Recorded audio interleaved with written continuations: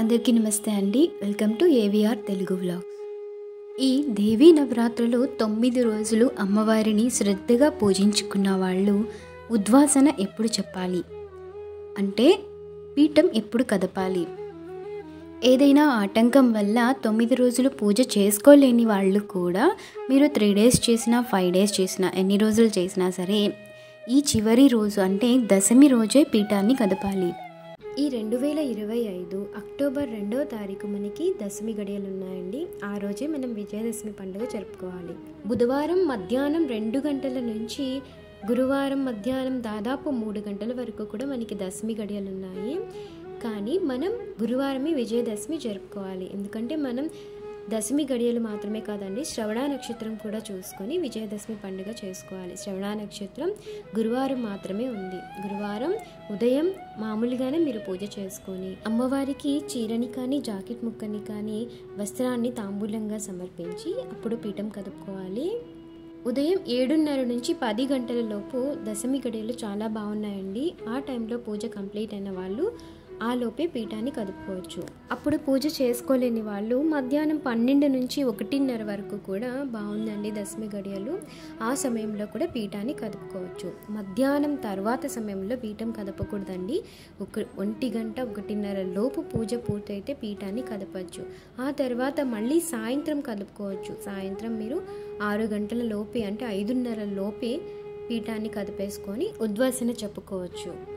ఈసారి మనకి విజయదశమి 11వ రోజు వచ్చింది కదండి. ఆ రోజే పీఠాన్ని కదపాలి. ఒకవేళ ఎవరికైనా ఆ రోజు పీఠం కదపడం కుదరకపోతే ఏం చేయాలన్నది వీడియో చివరిలో చెప్తాను. ఈ చివరి రోజు ప్రత్యేకించి అమ్మకి మహా నైవేద్యం ఉండాలండి. మామూలుగా మనం 9 రోజులు ఒక్కొక్క రోజు ఒక్కొక్క నైవేద్యం వండి పెడతాం కదా. వీలైతే చివరి రోజు అమ్మవారికి అన్ని రకాల పిండి వంటలు నైవేద్యాలు వండి అన్నం, పప్పు, కూర, చారు, పెరుగు ఇలా మహానివేదన ఆ తల్లికి చూపించాలి. అంతేకాదండి, చివరి రోజు తాంబూలం అనే ఉపచారం దగ్గర అమ్మవారికి చీర, జాకెట్టు దానిపైన కొన్ని మంగళకరమైన వస్తువులు పెట్టి ఆ తల్లికి తాంబూలాన్ని చూపించాలి. ప్రతిరోజు మనం తమలపాకు, అరటిపళ్ళు, వక్క ఇవి తాంబూలంగా సమర్పించుకుంటాం కదా షోడశోపచార పూజలో. చివరి రోజు మాత్రం నైవేద్యం చూపించిన తరువాత వచ్చే తాంబూలం అనే ఉపచారం దగ్గర ఆ తల్లికి తాంబూలాన్ని సమర్పించాలి. ఈ తాంబూలంలో ఒక సుమంగలి నిండు ముత్తైదువు ఏవైతే ధరిస్తుందో అవన్నీ కూడా ఆ తల్లికి సమర్పించుకోవాలండి. చీర, జాకెట్టు, 2 డజన్ల గాజులు, వాటిపైన పసుపు, కుంకుమ, పువ్వులు, అలాగే ఇంకా మీరు పెట్టాలనుకుంటే బొట్టు, కాటిక ఇవన్నీ కూడా పెట్టొచ్చండి. వీలైనంత వరకు అమ్మవారికి ఎలా అయినా చీరని తాంబూలంగా సమర్పించండి. ఒకవేళ అలా కుదరని వాళ్ళు తప్పకుండా ఆ తల్లికి చివరి రోజు వస్త్రం సమర్పించాలి కాబట్టి 2 బ్లౌజ్ పీసులు పెట్టి వాటిపైన ఇవన్నీ పెట్టి తాంబూలం సమర్పించవచ్చు. ఇలా చివరి రోజు అమ్మవారికి తాంబూలాన్ని సమర్పించిన ఈ చీరని మనమే కట్టుకోవచ్చండి. లేదంటే ఎవరైనా ఒక పెద్ద ముత్తైదువు మీ ఇంటికి అనుకోకుండా వచ్చినట్లయితే ఆవిడలోనే అమ్మవారి రూపాన్ని చూసుకొని ఆ తాంబూలాన్ని వాయనం ఇవ్వచ్చు. ఒకవేళ ఈ చీర మీరే ఉంచుకున్నట్లయితే ఈ చీరని పీరియడ్స్ టైంలో అస్సలు కట్టకూడదండి. ఎప్పుడైనా గుళ్ళకి, వ్రతాలకి అలాంటి వాటికి కట్టుకోవాలి. అంటే అంత పవిత్రంగా ఈ చీరను చూసుకోవాలి. ఇలా అమ్మవారికి తాంబూలం చూపించిన తర్వాత మహానివేదన చేసి మంగళహారతిని ఇచ్చి పూజ మొత్తం పూర్తి చేసుకున్నాక తీర్థం తీసుకొని అమ్మవారికి పూజలో ఉపయోగించిన కుంకుమ పెట్టుకొని అక్షింతలు తలపైన వేసుకున్న తర్వాత పీఠాన్ని కదపాలి. ఈ పీఠాన్ని కదిపేటప్పుడు అందరికీ వచ్చే డౌట్ ఏంటంటే దీపం కొండెక్కకపోయినా పీఠం కదపొచ్చా అంటారు. వీలైనంత వరకు ఈ పూజ చేసిన రోజు కొంచెం తక్కువగా నూనె పోసుకోండి. అంటే ఆవు నెయ్యిని పోసుకొని ఆ దీపం కొద్దిగా కొండెక్కిన తరువాత పీఠాన్ని కదుపుకోవచ్చు.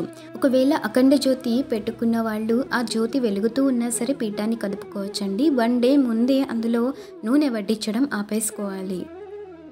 అప్పుడు ఆ జ్యోతి దశమి రోజు కొండెక్కుతుంది.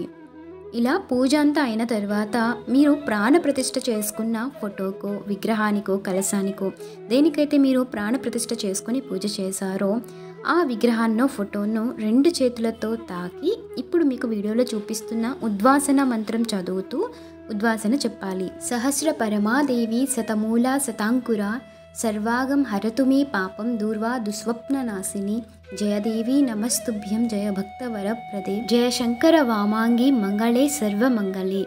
శ్రీ దుర్గాదేవ్యై నమః యథాస్థానం ఉద్వాసయామి పునరాగమనాయ చ పునరాగమనాయ చ పునరాగమనాయ చ అని 3 సార్లు చెప్పుకోవాలి. ఇక్కడ మీరు దుర్గాదేవి ఫోటో లేకుండా లలితాదేవి ఫోటో కానీ లక్ష్మీదేవి ఫోటో కానీ పెట్టుకున్నట్లయితే చివరిలో మనకి శ్రీ దుర్గాదేవి నమః అని వచ్చింది కదండి. అక్కడ మీరు ఏ ఫోటోనైతే పూజించారో ఆ అమ్మవారి పేరు చెప్పుకోవాలి. ఇక్కడ పునరాగమనాయ చ అంటే 9 రోజులు పూజలు అందుకున్న ఆ తల్లిని కైలాసానికి వెళ్ళి మళ్ళీ తిరిగి రమ్మని అర్థం అండి.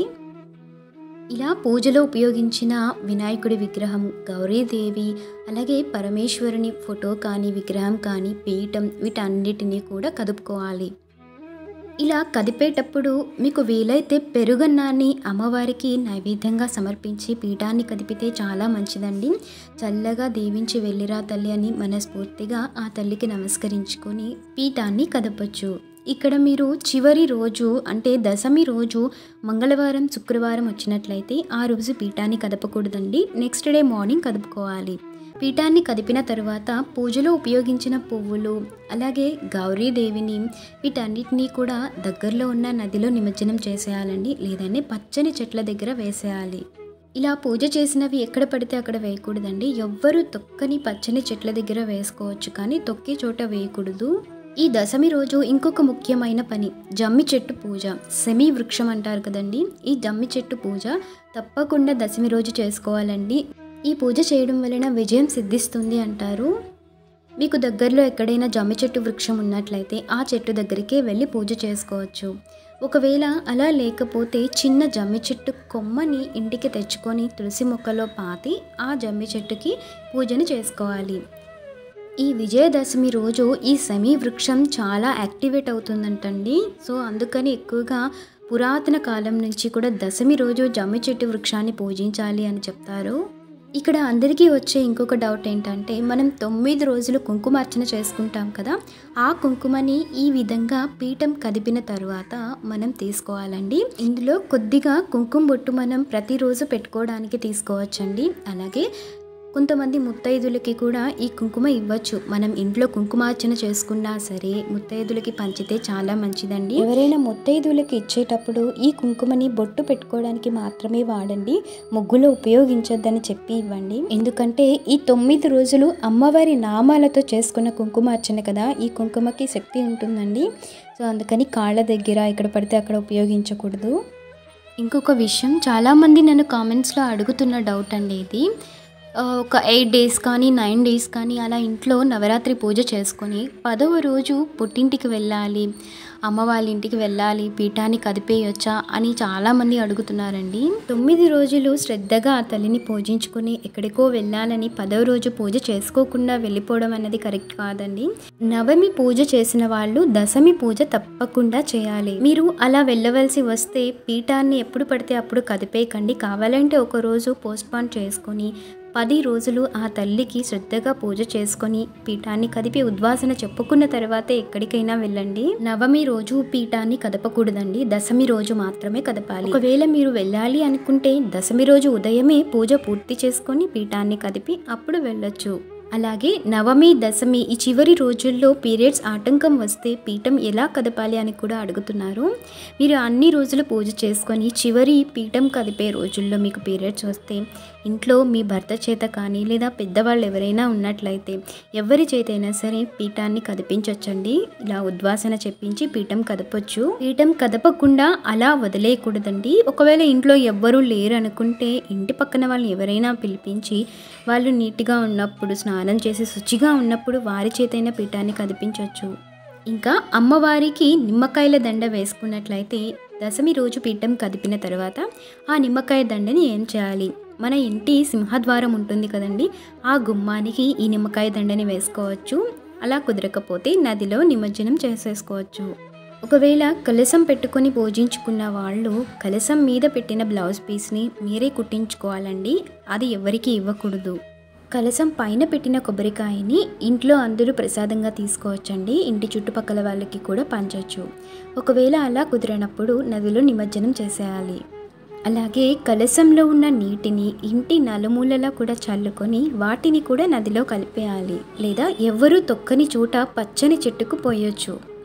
అలాగే ఇలా పీఠం కదిపి ఉద్వాసన చెప్పిన తరువాత అఖండ జ్యోతి అందులో నూనె ఎంతవరకు అయితే వెలుగుతుందో అంతవరకు ఆ జ్యోతిని అలా వెలుగనివ్వాలండి. ఈ పీఠాన్ని కదిపినప్పుడే ఆ జ్యోతిని కూడా కొద్దిగా ప్రమిద పట్టుకొని అటు ఇటు కదిపితే సరిపోతుంది. ఆ జ్యోతి కింద పోసిన ధాన్యాన్ని నదిలో కలిపేయాలండి. ఆ ప్రమిదని మళ్ళీ తిరిగి నెక్స్ట్ ఇయర్కి వాడుకోవచ్చు, లేదా దానిని కూడా నదిలో కలిపేసుకోవచ్చు. ఇలా పీఠాన్ని కదపడంలో మీకు ఇంకా ఏమైనా డౌట్స్ ఉన్నట్లయితే తప్పకుండా నాతో కామెంట్ సెక్షన్ ద్వారా షేర్ చేసుకోండి. శ్రీమాత్రే నమః.